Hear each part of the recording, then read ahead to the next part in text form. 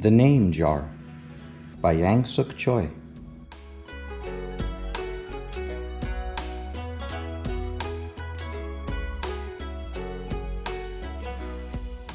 Through the school bus window, Yoon-hae looked out at strange buildings and houses on the way to her new school.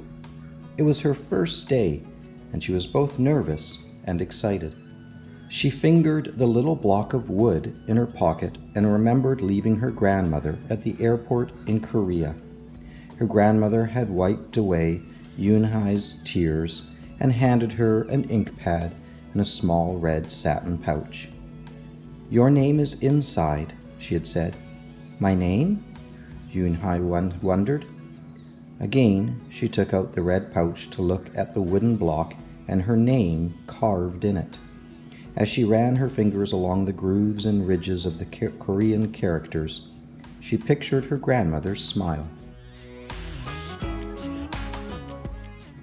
"Is that thing for show and tell?" a boy asked Yoon-hae, surprising her. Yoon-hae looked up as more kids leaned over. "No, it's mine," Yoon-hae answered, quickly putting the pouch back into her pocket. "Are you new here? What's your name?" a girl asked. "Yoon-hae," said Yoon-hae. "Oo-nay?" the girl asked, scrunching up her face. "Ooh-nay," some kids chanted. No, Yoon-hae corrected. "It's spelled U-N-H-E-I. It's pronounced Yoon-hae." "Oh, it's you-hey," the boy said, like you, hey. "What about hey you?" Just then the bus pulled up to the school and the doors opened. Yoon-hae hurried to get off. "You-hey, bye-bye," the kids yelled as she left. Yoon-hae felt herself blush.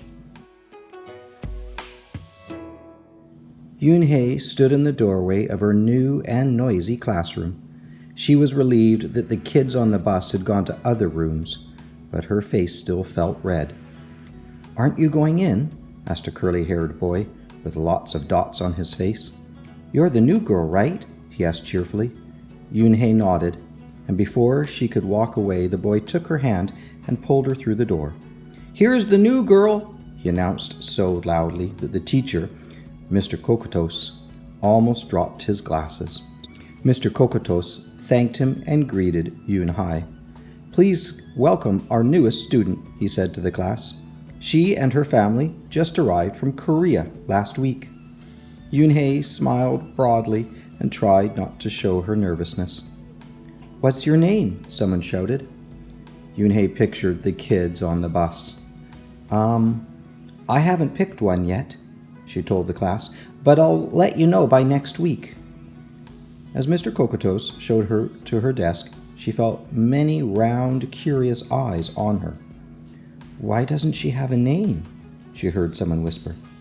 "Maybe she robbed a bank in Korea and needs a new identity," a boy replied.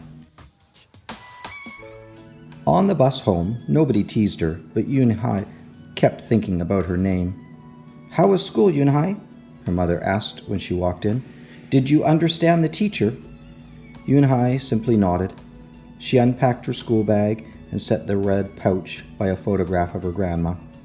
"I'm glad you are learning English well," her mother said. "You must study hard, behave nicely, and get good grades to show that you are a good Korean." "I will," replied Yoon-hae. But I think I would like my own American name," she said quickly. Her mother looked at her with surprise. "Why? Yoon-hae is a beautiful name. Your grandma and I went to a name master for it." "But it's so hard to pronounce," Yoon-hae complained. "I don't want to be different from all the American kids." "You are different, Yoon-hae," her mother said. "That's a good thing." Yoon-hae just wrinkled her nose. Later that day, Yoon-hae and her mother went grocery shopping in their new neighborhood. They passed Fadil's Falafel, Tony's Pizza, and Dot's Deli. A big graffiti-painted garbage truck roared like a lion as it took off down the street. Nothing sounded or looked familiar until they got to Kim's Market. The sign was in both English and Korean. Her mother picked up cabbage to make kimchi, Korean-style spicy pickled cabbage, and other vegetables and meat. She also found some seaweed, Yoon-Hai's favorite, for soup. It made Yoon-Hai smile. "Just because we've moved to America," her mother said, "doesn't mean we stop eating Korean food." At the checkout counter, a friendly man smiled at Yoon-Hai. "Helping your mother with the shopping?" he asked. Yoon-Hai nodded. "I'm Mr. Kim," he said. "And what is your name?" "Yoon-Hai," she answered. "Ah, what a beautiful name," he said. "Doesn't it mean grace?" Yoon-Hai nodded again. "My mother and grandmother went to a name master for it," she told him. "A graceful name for a graceful girl," Mr. Kim said, as he put their groceries into bags. "Welcome to the neighborhood, Yoon-Hai." That evening, Yoon-Hai stood in front of the bathroom mirror. "Hi, my name is Amanda," she said cheerfully. Then she wrinkled her nose. "Hi, my name is Laura." Maybe not. Her smile turned down. Nothing sounded right. Nothing felt right. "I don't think American kids will like me," she worried as she began to brush her teeth. "Hello, my name is Suzu," she said to the mirror with her mouth full of toothpaste. The next morning, when Yoon-Hai arrived at school, she found a glass jar on her desk with some pieces of paper in it. Yoon-Hai took one out and read it aloud. "Daisy. That's my baby sister's nickname, but she said you can use it if you want," said Cindy, who sat next to her. Yoon-Hai took out the rest of the paper. "Tamala," she read. "I got it from a storybook," said Nate. "She was smart and brave." Yoon-Hai nodded and unfolded another piece. "Wednesday." "Yeah, you came here on Wednesday," said Ralph. "Thank you for your help." A smile spread over Yoon-Hai's face. Ralph quickly said, "We'll put more names in. You can pick whatever you like, or pick them all, and you'll have the longest name in history." At 3 o'clock, the bell rang for the end of the school day. Yoon-Hai looked out the window and saw it was sprinkling.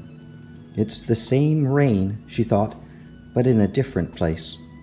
She watched other kids leaving in groups. "Hey!" a familiar voice called out to her.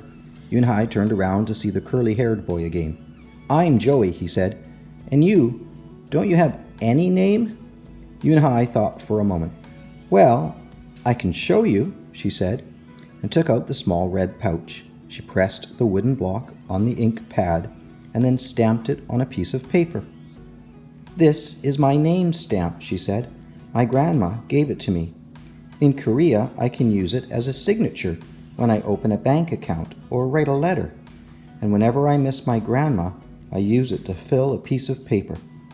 Want to try it?" She offered the stamp to Joey, and he carefully inked and stamped and pressed it hard on the paper. The red characters gleamed against the whiteness. "Wow, that's beautiful," Joey said. "Can I keep the paper?" "Sure," Yoon-Hai said, and then the two of them shared her umbrella as they walked to the school bus. Every day, the jar got fuller with more names, and Yoon-Hai read them all. She found a few names she liked. Miranda, Stella, Avery. They sounded interesting. "I hope you choose the name I put in," Marco told her at the snack time. "I've put in 3 more," said Ralph. "Madison, Park, and Lex. They're my favorite street names." "Maybe you should close your eyes and draw a name," Rosie suggested. Ralph frowned. "That's silly. What if she doesn't like the name she draws?" "Well, we didn't get to choose our names when we were born, did we?" Rosie argued. Everyone thought about this. When Yoon-Hye got home from school that day, her little brother ran to give her a letter. It was from her grandma. She opened it quickly. It said, "To my Yoon-Hye, I hope you are enjoying your new school and new friends. Be sure to help your mother and your little brother. Here the moon is up, but there the sun is up. No matter how far apart we are, and no matter how different America is from Korea, you'll always be my Yoon-Hye. Your grandma forever." Yoon-Hye took out her wooden stamp and filled a paper with it. She thought for a long time in front of the bathroom mirror. On Saturday, Yunhai walked to Mr. Kim's store. Mr. Kim was helping a customer, but he looked up and greeted her. "Hi, Yunhai." "Hello, Mr. Kim," Yunhai replied. She felt as if she was back in her old neighborhood in Korea. "Hey," said the customer, turning around. It was Joey. "Your name is Eun-hee?" he asked her with his eyes open wide. Yunhai looked quickly at Mr. Kim, then turned to Joey. She nodded slowly. "Yes, it's pronounced Yoon-hai. And it means grace," Mr. Kim added. "Yoon-hai," Joey said slowly, and this time perfectly. It made Yoon-hai smile. "I'll have it ready for you tomorrow," said Mr. Kim to Joey. "Thank you, Mr. Kim. See you Monday, Yoon-hai," Joey said to her. He left before she could ask him why he was at the store. On Monday, Yoon-hai came to class early to look at the names one last time. But the jar wasn't on her desk. Instead, there was just a single piece of paper. Paper with a name on it. Yoon-hai slipped it in her pocket. "Where's your name jar?" Ralph asked as soon as he saw it was gone. "I don't know," Yoon-hai said. "It wasn't on Mr. Kokotos's desk or on any other desk, and it wasn't on the counters or any of the shelves." As other kids arrived, they helped look. Soon Mr. Kokotos came in, and Ralph shouted at him, "The name jar is gone! The jar with all the names in it!" "Gone?" Mr. Kokotos replied. With a look of concern, he asked Yoon-hai, "Did you get a chance to read all the names?" Yoon-hai nodded. She took a breath. "I'm ready to introduce myself," she said. Yoon-hai wrote her name in both English and Korean on the chalkboard. "I liked the beautiful names and funny names you thought of for me," she told the class. "But I realized that I liked my name best, so I chose it again. Korean names mean something. Yoon-hai means grace." "Grace! Grace in Hai!" shouted Ralph. Everyone tried to say it. "Nhai! Onni! Eun-hei!" Eun-hai said her name again slowly and clearly. Soon the kids began to say it better, even Mr. Kokotos. They applauded Yoon-hai's choice. "I was named after a flower," Rose whispered to Yoon-hai. "Lots of American names have meanings too," Mr. Kokotos reminded everyone. When the class was dismissed, Yoon-hai heard her new friends say goodbye. "Bye, Yoon-hai. See you tomorrow. Goodbye, Yoon-hai." Yoon-hai said goodbye and then looked around for Joey, but he was already gone. "Yoon-hai, Yoon-hai, come downstairs," Mother called up to Yoon-hai. "Your friend is here." Yoon-hai rushed down to see who she meant. There stood Joey, and in his arms was the name jar. "Where did you find it?" asked Yoon-hai breathlessly. Joey looked embarrassed.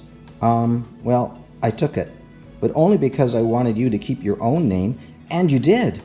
He reached in and pulled out the names. "Do you want to keep them?" he asked. "Thank you. I'll keep them as a souvenir," Yoon-hai said happily, and then she pulled out the piece of paper from her pocket. "Do you want this back?" Joey grinned. "You can keep it. I'll return the name jar to the class. Maybe you could put some Korean nicknames in it for us. Names with good meanings." "I could do that," agreed Yoon-hai. "I've already got a Korean nickname," Joey said. "Mr. Kim helped me choose it." Carefully, he pulled a small silver felt pouch from his pocket, and then he took out a dark wooden stamp with beautiful Korean characters carved sharply into it. He pressed it on the ink pad and then on the piece of paper next to her name. "Chinku," read Yoon-hai. "That means friend." And Chinku smiled back.